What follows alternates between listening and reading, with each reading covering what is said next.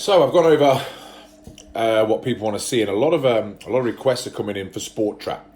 Okay, sportrap same as five stand. There's normally 5 machines: A, B, C, D, and E.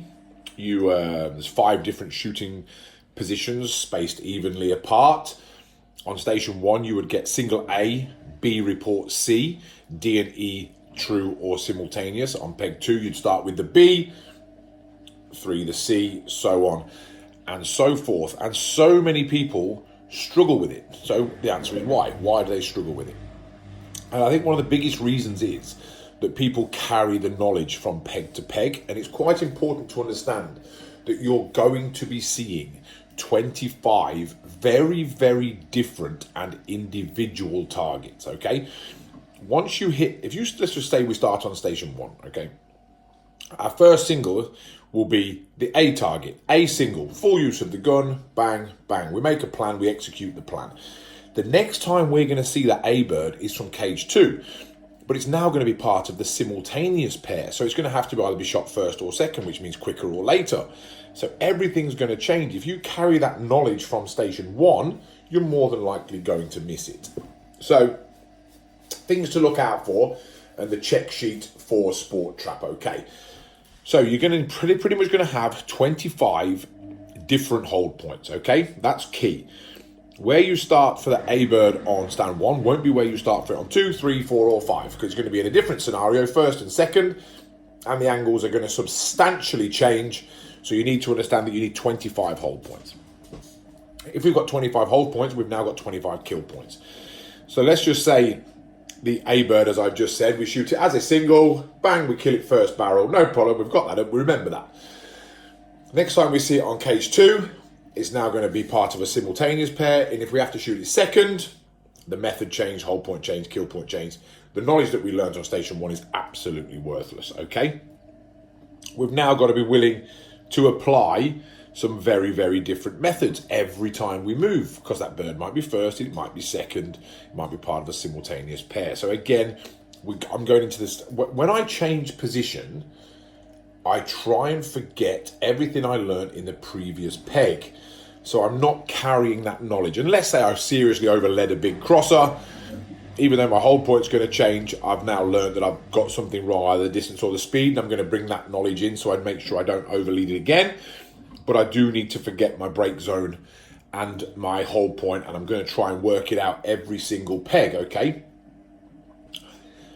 At least 10 of your targets are going to be part of a simultaneous pair, where they're going to be launched together. So depends on where you are in your shooting and what your goals are. Obviously, at the level that I'm competing at, you have to hit them all. So I'm going to be taking them on. But if you're in C class and you're having a good round and you've got a really easy bird and a really hard bird, you might want to play the averages. In compact, you have to shoot at both targets. In sport trap and 5 stand, you don't. So you could double barrel up and make sure of the easy bird. So play the averages dependent on your classes. Make sure we get as many X's as opposed to zeros as we can. I always like to start in station 1 if I can, for the simple reason that I don't have to take the long walk from 5 back to 1. As I'm going 1, 2, everything's just changing minimal. When I take the big walk from 5 back to 1, when I get there, I'm probably not going to have to, I'm not going to be seeing the targets because they're already going to be shooting down. Now in compact snake system, you don't make that walk, but we're talking sport trap. Or if I can't get cage number 1 because it's taken, I take cage 5. So I start in 5, make the walk, and then I can get back into my rhythm. So where you start can be very, very important to your performance. Try and find the cage that you're most comfortable in and try and stick to it.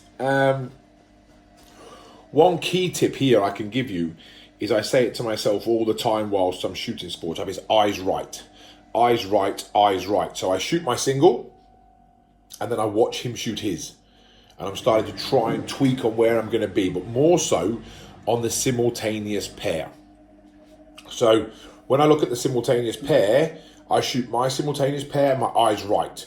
Look at the cage next to you. What sim pair does he have? Which way round does he take it? Does he look like he has lots of time, or does he look like he took it the wrong way? You know, you can start to pre-plan your sim pair. So I'm almost a bit like snooker. I'm playing shots ahead. I've been very, very successful at Sport Trap. I've been world champion numerous times, British champion numerous times, because I play the long game. I'm planning shots ahead of time. So eyes right always. There's absolutely no reason to look left unless you're looking at targets. You're just getting your whole points. So targets left, menu right would be my advice there, because I'm always wanting to know what's coming on the next peg so I can start to plan it. What you can do is get to the simultaneous pair. You see them as simultaneous, you get that anxiety, and you shoot the first one quick and think, oh, I've got all the time in the world. But if I'd have watched that pair from my previous peg, I can start to plan my kill zone so I'm not just rushing for the sake of it rushing to be a simultaneous pair.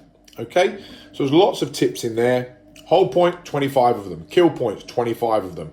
Methods, they're going to change from peg to peg. Simultaneous pairs, play the averages, but eyes right. Learn from that next cage what's coming next.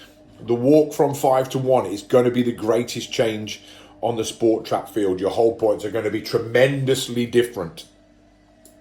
And as I just said on the other one, eyes right. Always looking right for that simultaneous pair to try and plan. One thing I would always say, get to the layout, try and watch some of the squad in front of you shoot. That's going to help you with your target memory. Don't just expect to get in there and go A, B, C, D, E and remember them. So I try and get there a little bit earlier, watch a little bit of the squad in front of me. That's just going to help me with my knowledge of playback, so I can see those targets in my visualization techniques to help me remember the flight pass when I get in there. Okay, a few tips there on Sport Trap. Stay safe and stay in.